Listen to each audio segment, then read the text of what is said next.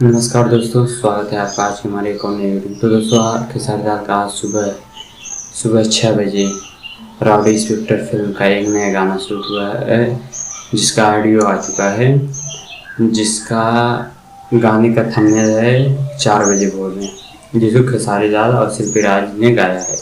जो कि ये दोनों काफ़ी मस्त गाना गाते हैं। खेसारी लाल तो आप जानते ही ट्रेंडिंग स्टार रही हैं, और शिल्पी राज भी इसमें नंबर 1 पे सिंगर चल रही हैं।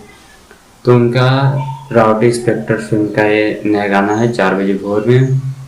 और राउडी इंस्पेक्टर जो कि खेसारी लाल इस राउडी इंस्पेक्टर फिल्म में कुछ अलग लुक में दिखाई दे रहे हैं।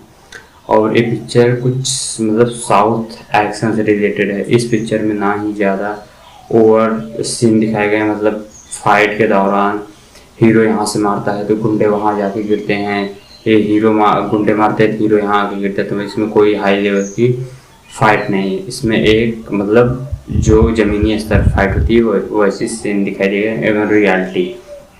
और इसमें इस सीन में जैसे कि अर्जुन महाभारत में जैसे हुआ था उस कहानी से रिलेटेड कुछ पार्ट हैं। जैसे कि जो इसमें विलन होता है वो हर 7वें दिन एक लोगों की हत्या करता है।